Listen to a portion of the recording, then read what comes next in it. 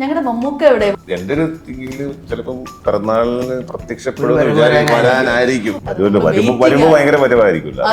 എപ്പടി വെറും ഒന്നുമേ தெரியாது. രേഖാചിത്രം മൂവി ഇറങ്ങിയിരുന്നല്ലോ. ഞാനിങ്ങനെ ആലോചിച്ചു ഇങ്ങനെ വിളിച്ചുകൂടായിരുന്നു. മമ്മൂക്ക തന്നെ പറഞ്ഞു എന്നെ ഞാൻ വേണമെങ്കിൽ വണ്ണം കുറച്ചിട്ട് വരാന്നൊക്കെ പറഞ്ഞ് കേട്ടത് നമുക്കറിയാം. അതിന് വിളിച്ചില്ല. നമ്മളത് ഞാൻ ആ ഒരു പാറ്റേൺ പിടിക്കണ്ടല്ലോ. വിളിച്ചാലും ഞാൻ ചെയ്യത്തില്ല. എല്ലാം സസ്പെൻസ് പറയില്ല. ഞാൻ ചോദിച്ചിട്ടില്ലേ എന്റെ ക്വസ്റ്റ്യൻ അല്ലേ? സാക്ഷി എനിക്ക് കിട്ടേണ്ട ഫൈറ്റ് മൊത്തം സാക്ഷി എടുത്ത്. സാക്ഷി അഷ്കർ ഇവളോ ഫൈറ്റ് എടുക്കുന്നത്. എനിക്ക് ഫൈറ്റ് ഇല്ല സാർ. ഡയറക്ടർ സാർ சொன்னாரு ഒരു ഹീറോ എനിക്ക് ഫൈറ്റ് വേണോ എന്തോ ഒരു ആക്സിഡന്റ് പറ്റിയ പുള്ളിക്ക് വീണിട്ടേ. പുള്ളിക്കല്ല ആക്സിഡന്റ്, ഓപ്പോസിറ്റ് ഉള്ള ആൾക്കാർ. സാക്ഷിക്ക് സെറ്റിൽ ആവാൻ പോറ് ഇടം വാങ്ങി ഇങ്ങനെ സെറ്റിൽ ആവാൻ പോറ. മലയാളം കൺവിൻസിങ് മൈ ഹസ്ബൻഡ് നമ്മ കൊച്ചിൻ പോയിട്ട് സെറ്റിൽ ആയിട്ടില്ല. He is ready. In fact more than Cochin I want to settle in Ponnani. അച്ഛൻ പടം എനിക്കായി ഫസ്റ്റ് പടം കുറച്ച് എല്ലാം കഴിഞ്ഞ് നിൽക്കുമ്പോഴേക്കാണ് അച്ഛൻ മരിക്കുന്നത്. ചില ആഗ്രഹം സിനിമയായിട്ട് കാണാൻ പറ്റിയില്ല. സെന്റിമെന്റ്സിലേക്ക് പോയി.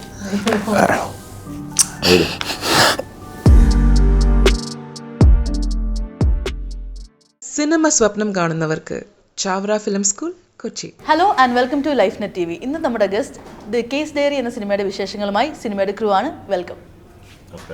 എല്ലാവരും നല്ല കണ്ണാടിയൊക്കെ വെച്ച് ഏതോ ഒരു നല്ലൊരു സ്പെക്സ് ഷോപ്പിന്റെ പരസ്യം പോലെ ഉണ്ടല്ലോ. ഡിഫറെന്റ് ഗ്ലാസസ് അല്ലേ? ബ്ലാക്ക് കളറ്, വേറെ ഷേപ്പ്, നോർമൽ ഗ്ലാസ്.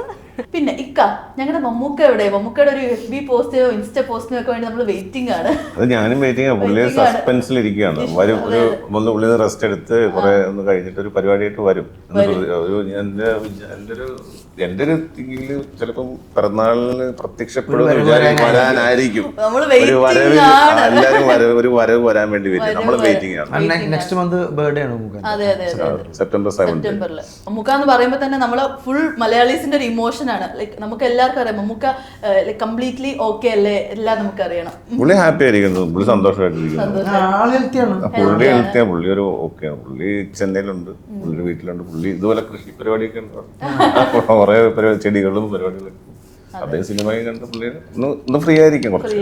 ഇനി അത് കഴിയുമ്പോ ഒരു ഇറക്കം ഇറങ്ങുമല്ലോ. ഒരു വരവ് വരേണ്ടി വരുമല്ലോ. ഇനി ഒരു വരവ് കൂടി വരേണ്ടി വരുമല്ലോ. അതുകൊണ്ട് വരുമ്പോ ഭയങ്കര പരമായിരിക്കില്ല. അതാണ് വെയിറ്റ് ചെയ്യുന്നത്. എങ്ങനെയാണ് ഞാനും പ്രതീക്ഷിക്കുന്നത്. നമ്മളുടെ ഈ കാത്തിരിപ്പ് നമുക്ക് കാണാതിരിക്കാൻ പറ്റില്ല. നമുക്ക് ഒരു ഇൻസ്റ്റ പോസ്റ്റോ FB പോസ്റ്റോ ഇട്ട് കഴിഞ്ഞാല് അപ്പൊ തന്നെ എന്ത് കത്തി കേറോ സംഭവം, എന്തെങ്കിലും ഒരു വെറൈറ്റി അതിൽ ഉണ്ടാവും എന്നുള്ളതാണ്. അതേ ഉള്ളൂ. അതിനേക്കാളും വെറൈറ്റിയിലായിരിക്കും അദ്ദേഹം വരാൻ. പുതിയൊരു ലുക്കോ അല്ലെങ്കിൽ നമുക്കറിയത്തില്ല. അതെ നമുക്ക് എപ്പോഴും ഒരു അൺപ്രഡിക്റ്റബിൾ ആയിട്ടുള്ള ഒരു മനുഷ്യൻ അല്ലേ? എപ്പടി വെറും ഒന്നുമേ தெரியாது. ഇപ്പൊ അഷ്കറിക്ക നോക്കിയാലും ഞങ്ങളിപ്പോ അഷ്കറിക്ക വരുന്നതിന് മുമ്പ് പറയായിരുന്നു പ്രൊഫൈലൊക്കെ നോക്കുമ്പോ ഇത് പോസ്റ്ററൊക്കെ നോക്കുമ്പോഴത്തേക്ക് കറക്റ്റ് മമ്മൂക്ക ലുക്ക്. അപ്പം മമ്മൂക്കേനെ നമുക്കറിയാം നല്ല ഡയറ്റും ഇതൊക്കെ ഫോളോ ചെയ്യുന്നൊക്കെ. ഇക്കയും അതുപോലെയാണോ ഒരു ലൈഫ് സ്റ്റൈൽ ഡയറ്റും ഒക്കെ ഫോളോ ചെയ്യാറുണ്ടോ? ഡയറ്റൊക്കെയാണ്. ഞാൻ ലഞ്ചിന് വിളിച്ചിട്ട് ഡയറ്റ് ഇടയ്ക്ക് എന്തെങ്കിലും കഴിക്കും. നമ്മളിപ്പോ ക്യാരക്ടർ വേണ്ടി ഇങ്ങനെ വണ്ണം കുറക്കണം അല്ലെങ്കിൽ വണ്ണം കൂട്ടണം നമ്മൾ ചെയ്യും. ദിനചര്യയിൽ അത്യാവശ്യം ഡയറ്റൊക്കെ ഉണ്ട്, പരിപാടികളുണ്ട്. എന്നാലും ചില സമയത്ത് വണ്ണം കൂടും, ചില സമയത്ത് വണ്ണം കുറയും. ചിലത് ആ ക്യാരക്ടറിന് വേണ്ടി വണ്ണം കുറച്ചു. ബെസ്റ്റിയുടെ സമയത്ത് വണ്ണം കുറച്ചു. ഇപ്പോഴും ഇച്ചിരി വണ്ണം വെച്ചു എന്ന് തോന്നുന്നു. അത്യാവശ്യം ഡിസിപ്ലിൻ ഒക്കെ ഉണ്ട്. ഞങ്ങളിപ്പോ ഒരുമിച്ച് വർക്ക് ചെയ്യുമ്പോ ബെസ്റ്റിയാണല്ലേ? ബെസ്റ്റ് ഇതിനോ ഞങ്ങൾ രാത്രി റൂമിൽ വന്നിട്ട് ഹോട്ടൽസ് വന്നിട്ട് വരൂ സംസാരിച്ചിരിക്കാന്നൊക്കെ പറഞ്ഞ അഷ്കർ ഉറങ്ങണം, നേരത്തെ ഉറങ്ങണം എന്നൊക്കെ പറഞ്ഞിട്ട് നേരത്തെ ഉറങ്ങൽ. ഉച്ചയ്ക്ക് ലഞ്ചൊക്കെ വളരെ കുറച്ച്. നമ്മളൊക്കെ ചോറും സാമ്പാറും പുളിശ്ശേരിയും തോരനൊക്കെ കഴിക്കുമ്പോൾ എനിക്ക് ഗോകുൽജിയൊക്കെ എന്തോരം ഭക്ഷണം കഴിച്ചിട്ട് വണ്ണം വെക്കത്തില്ല. എനിക്കൊരു മീനിന്റെ മണം അടിച്ചുകൂടെ പോയി അപ്പൊ 1 കിലോ കൂടും. നീ മണപ്പിച്ചോ നിനക്കൊരു 5 കിലോ. അപ്പൊ നമ്മൾ ലൈറ്റ് ഫുഡ്. അതെ, ഈ മമ്മൂക്ക പറഞ്ഞ പോലെ തന്നെ ഇഷ്ടമുള്ള അത്രയും കഴിക്കാണ്ട് ഇഷ്ടപ്പെട്ടത് ആവശ്യത്തിന് ഇഷ്ടപ്പെട്ട എന്തും കഴിക്കാം, ആവശ്യത്തിന് അത്രയും കഴിക്കാതിരുന്നാൽ മതി.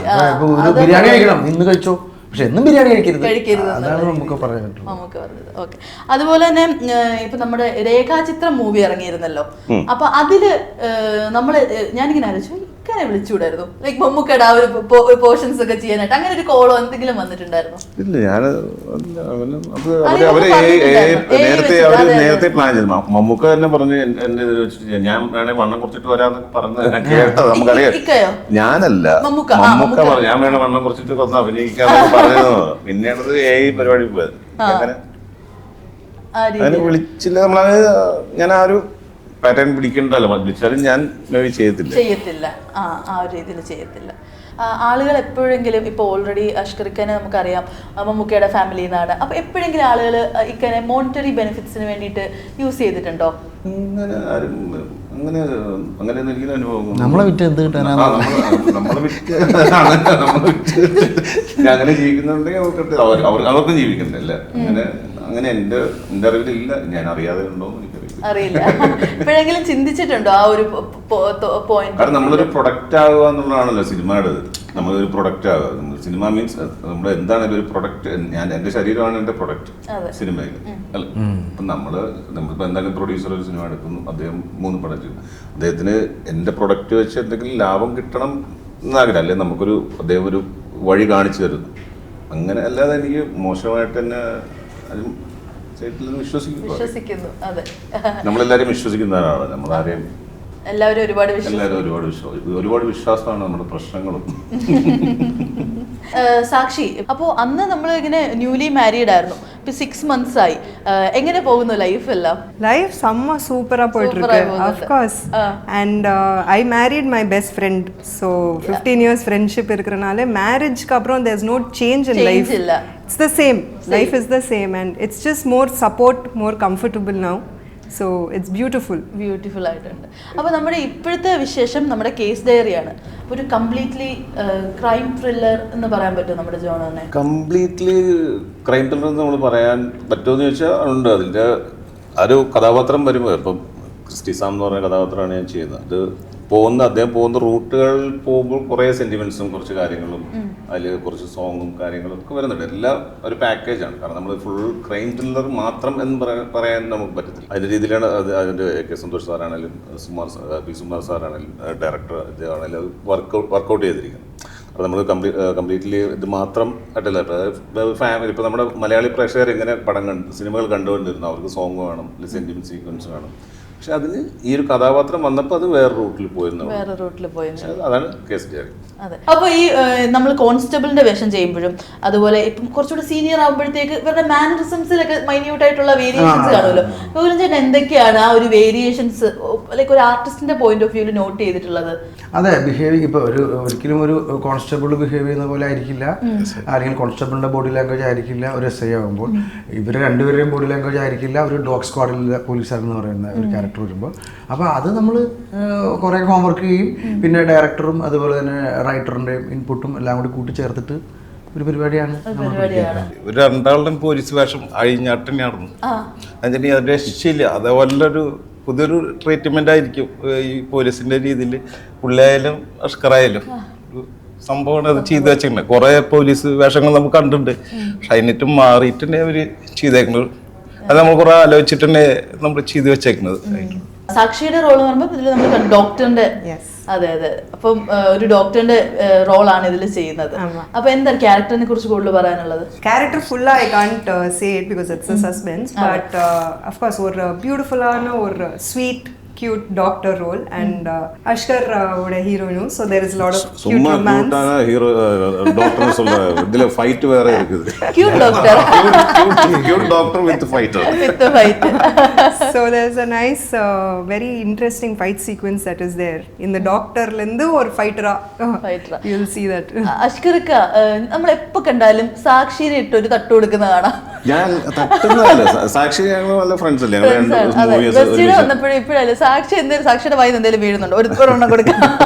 സാക്ഷി എനിക്ക് കിട്ടേണ്ട ഫൈറ്റ് മൊത്തം സാക്ഷി എടുത്തു. സാക്ഷി അഷ്കർ இவ்வளவு ஃபைட் இருக்குது, எனக்கு ஃபைட் இல்ல சார். அப்ப டைரக்டர் சார் சொன்னாரு, நம்ம கேமரா பி சுமார் சார் சொன்னாரு, அவரு தான் ஹீரோ, இங்க இல்ல எனக்கு ஃபைட் வேணும். അതൊക്കെ ചോദിച്ചു പഠിക്കുന്നതാണോ? ഗോൾജി അറിഞ്ഞില്ല, ഗോൾജി അറിഞ്ഞതിന് ഗോൾജിയും പറഞ്ഞു എനിക്കൊരു ഫൈറ്റ് വേണം. അല്ല പുള്ളിക്കാരത്തി അങ്ങനെ പറഞ്ഞു. പുള്ളി പക്ഷെ നമുക്കറിയില്ല. പക്ഷെ പുള്ളിക്കാരെ പറഞ്ഞു നോക്കിയാൽ പിന്നെ കഥാപാത്രത്തിൽ ഉണ്ടായിരുന്ന ഒരു ഫൈറ്റ്. പക്ഷെ അത് നമ്മള് എല്ലാവരും നോക്കിയപ്പോ അത് എടുത്ത് കൊടുത്തു. പക്ഷെ അമ്മാര് ഫൈറ്റ് ചെയ്തേക്കുന്നത് രക്ഷയില്ല. ശരിക്ക് കുറച്ച് ഗുണ്ടകളോട് വരുന്നത് നല്ല ഫൈറ്റ്. പക്ഷെ എന്തോ ഒരു ആക്സിഡന്റ് പറ്റിയ പുള്ളിക്ക് വീണിട്ടേ നല്ല ചെയ്തു പുള്ളി. രക്ഷയില്ലാണ്ട് ചെയ്തത്. അത് ചെറുതായിട്ട് ഫൈറ്റിന്റെ ഇടയിൽ ഇങ്ങനെ വീണിട്ട് തല. പുള്ളിക്കല്ല ആക്സിഡന്റ്, ഓപ്പോസിറ്റ് ഉള്ള ആൾക്കാർ. അല്ല ഈ സാക്ഷി നിങ്ങൾ ഇടിക്കുന്നുണ്ട് സിനിമയില്? അത് പറയത്തില്ല. നല്ലത് കിട്ടി തോന്നുന്നു. അത് ഇടിക്കുന്നുണ്ടാവും. അതുകൊണ്ടാണ് ഇവിടെ വെച്ചിട്ട് അഷ്കർ സാക്ഷിനെ ഇടിക്കുന്നത്. ഒരു വേറൊരു ഘട്ടം കൂടി ഞങ്ങള് ഈ പടത്തില് 2 ഘട്ടമായിട്ട് ഈ പടം ഷൂട്ട് ചെയ്തത്. 2 ക്യാരക്ടർ കാലഘട്ടങ്ങള്. അത് കുറച്ച് റിസ്ക് എടുത്തിട്ടുണ്ട് പുള്ളി. രണ്ടൊരു ഗെറ്റപ്പ് അല്ല അത് പറയത്തില്ല. നിങ്ങൾ തന്നെ എടുത്തിട്ടുണ്ട്.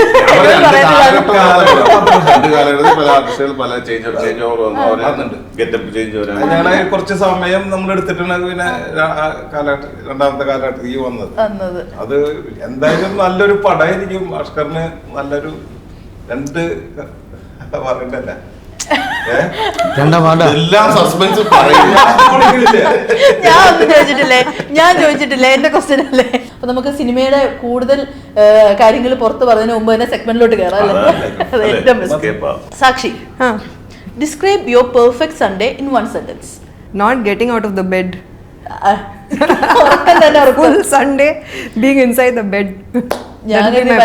Sunday productive day.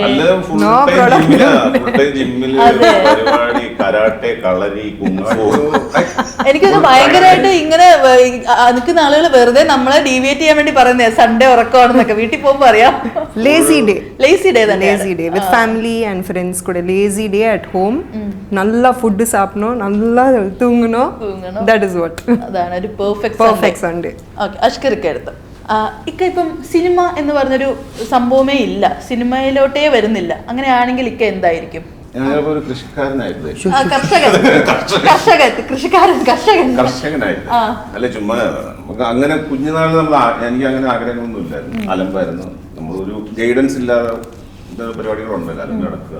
പിന്നെ ഞാൻ എന്റെ ഒരു കാര്യം പറയും. ഇപ്പൊ ഈ പോലീസ് യൂണിഫോം ഞാൻ സിനിമയിൽ ഫസ്റ്റ് ഇട്ടു. എന്റെ ഒരു 5-6 വയസ്സിൽ എൻ്റെ ഫാദർ എന്നെ പോലീസ് യൂണിഫോം ഇട്ടിട്ട് ബോംബെയിലേക്ക് ആ പോലീസ് യൂണിഫോമോടുകൂടി എന്നെ ഫ്ലൈറ്റിൽ കയറ്റി അദ്ദേഹത്തിൻ്റെ അടുത്ത് എത്തിച്ചിട്ടുണ്ട്.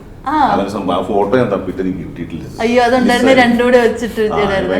അന്ന് പോലീസ് യൂണിഫോം ഇട്ടിട്ട് 6 വയസ്സ് 7 വയസ്സേ ഉള്ളൂ.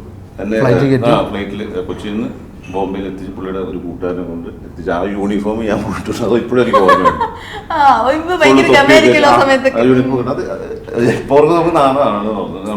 എല്ലാരും ശ്രദ്ധിച്ചു കാണും. ആ ഒരു ഫോട്ടോ ഭയങ്കരമായിട്ട് മിസ് ചെയ്തു. അതെന്തായിരിക്കും അന്ന് പോലീസ് വേഷം ഇട്ടത്? പോലീസ് വേഷം എങ്ങനെയാ കിട്ടിയത്? എന്താ സംഭവം? എനിക്കറിയില്ല. ഫാദറിന്റെ ഒരു ഫ്രണ്ടിന്റെ ഫാദർ മുംബൈയിലായിരുന്നു. അപ്പൊ ഫാദർ കൊടുത്തു വിട്ടിട്ട് എന്നെ കൊണ്ട് അവന് ഫ്ലൈറ്റിൽ കൊണ്ടുവരാൻ പറഞ്ഞു. ഞാൻ ഫ്ലൈറ്റിൽ അത് വിട്ട് ഫാദറിന് സന്തോഷം. അതൊരു അച്ഛന്റെ ആഗ്രഹമായിരുന്നു. അപ്പൊ അതിപ്പോ എനിക്ക് ഇതില് നിറവേറ്റാൻ സാധിച്ചു ഒരു സിനിമയിൽ. എന്തായാലും അപ്പൊ ഒരു പോലീസ് സ്റ്റോറിയും ഒരു കർഷക സ്റ്റോറിയും അവിടെ കിട്ടി. അടുത്തത് ഗൗലൻ ചേട്ടനോടാണ്. കേരളത്തിലോ അല്ലെങ്കിൽ നമ്മുടെ തമിഴ്നാട്ടിലോ ഈ സദേൺ പാർട്ടില് എല്ലാവരും മസ്റ്റായിട്ടും വിസിറ്റ് ചെയ്തിരിക്കേണ്ട അല്ലെങ്കിൽ കണ്ടിരിക്കേണ്ട നമ്മുടെ നല്ല ഭംഗിയുള്ള ഒരു പ്ലേസ് ഏതായിരിക്കും? ആക്ച്വലി ഞാനിപ്പോൾ സൗത്ത് ഇന്ത്യയിൽ ഞാൻ കേരളത്തിൽ മാത്രമേ പോയിട്ടുള്ളൂ, ഉണ്ടായിട്ടുള്ളൂ. തമിഴ്നാട് പോലും പോയിട്ടില്ല? ഇല്ല, തമിഴ്നാട് ജസ്റ്റ് ടൗണിലൊക്കെ ഒന്ന് പോയിട്ട് ഒരു പടമൊക്കെ ഷൂട്ട് ചെയ്ത് വന്നല്ലാതെ സൗത്ത് ഇന്ത്യയിലെ വേറെ സ്റ്റേറ്റും ഞാൻ എക്സ്പ്ലോർ ചെയ്തിട്ടില്ല. കേരളത്തിലാണെങ്കിലും ഏറ്റവും ഭംഗിയുള്ള ഒരു പ്ലേസ് അല്ല, ഞാൻ ഏറ്റവും ഇഷ്ടപ്പെടുന്ന സ്ഥലം അത് എനിക്ക് പറയാൻ പറ്റുള്ളൂ. മസ്റ്റായിട്ട് പോകണമെന്നുള്ള പറയാൻ പറ്റില്ല. അത് എൻ്റെ വീട്ടിലാണ്. വീട്ടിൽ ആ ചെടിയൊക്കെ നനച്ച് അതൊക്കെ പറിച്ച് കാക്കനാട് ആ വീട് ആ ഒരു ഹോമാണ് വീട് എനിക്ക് ഏറ്റവും സന്തോഷമുള്ള. ഡിറക്ഷനില് ചേട്ടൻ തന്നെ ഒരു ഗുരുവായിട്ട് അല്ലെങ്കിൽ കാണുന്നത് ആരായിരിക്കും? ഗുരുവായിട്ട് കാണാൻ എൻ്റെ അച്ഛനെ. എൻ്റെ അച്ഛൻ മിലിറ്ററിക്കാരനാ. അച്ഛനെ ചെറുപ്പം തൊട്ട് ഇഷ്ടമുണ്ടായിരുന്നു. അച്ഛന് പടം എനിക്കായി ഫസ്റ്റ് പടം 2012 പോളാറ്റിൻ്റെ വീട്. അപ്പം അതിൻ്റെ കഥ ഇവിടെ പറഞ്ഞു നിന്ന്. അപ്പോൾ പടം കഴിഞ്ഞിട്ട് പിന്നെ പെട്ടെന്ന് എനിക്ക് അഡ്വാൻസ് അവിടെ കിട്ടി. അത് കഴിഞ്ഞിട്ട് പടം കുറച്ച് എല്ലാം കഴിഞ്ഞ് നിൽക്കുമ്പോഴേക്കാണ് അച്ഛൻ മരിക്കുന്നത്. ചില ആഗ്രഹം സിനിമയായിട്ട് കാണാൻ പറ്റിയില്ല.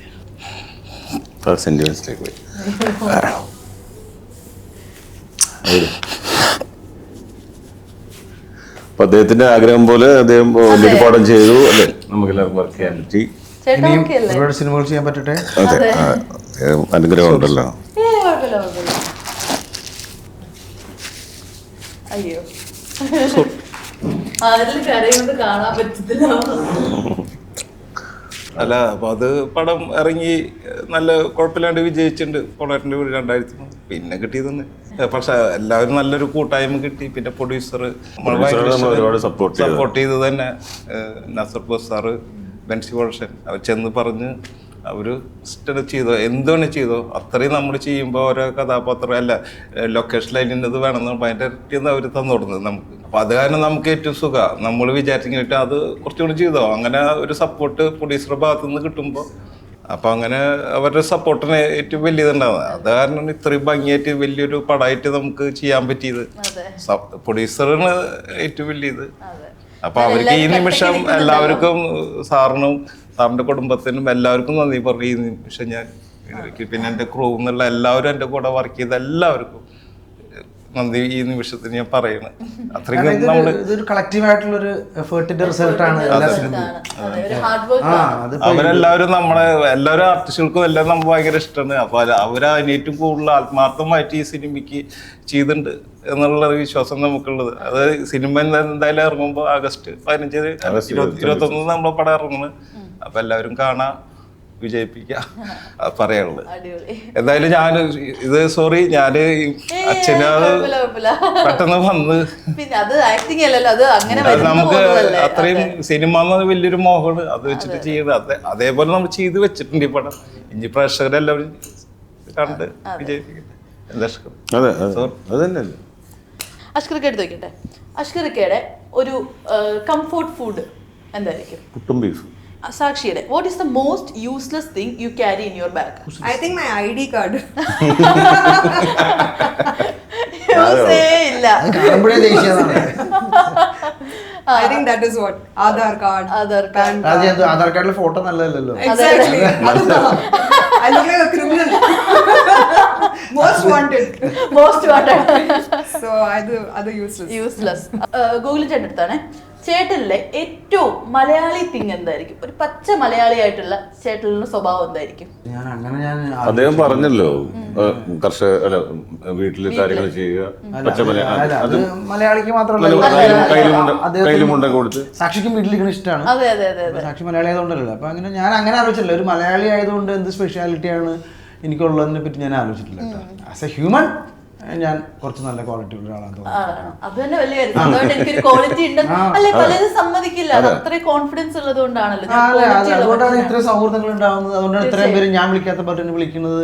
അപ്പൊ അത് ഞാൻ മനസ്സിലാക്കുന്നത് ഞാനൊരു നല്ല പേഴ്സൺ ആയതുകൊണ്ടും ഞാൻ നല്ല ഫ്രണ്ട് ആയതുകൊണ്ടും ഒക്കെ ആയിരിക്കും എന്നാണ് ഞാൻ വിശ്വസിക്കുന്നത്. അല്ലാതെ എന്താണ് ഒരു മലയാളി എന്നുള്ള രീതിയിലുള്ള ഒരു പർട്ടിക്കുലർ ക്വാളിറ്റി എനിക്ക് ഉണ്ടോ എന്ന് ഞാൻ ആലോചിച്ചിട്ടില്ല. നമ്മള് മലയാളി, തമിഴ്, ഹിന്ദി അങ്ങനെ ആലോചിച്ചിട്ടില്ല. അപ്പൊ അതൊക്കെയായിരുന്നു നമ്മുടെ ആ സെഗ്മെന്റ്.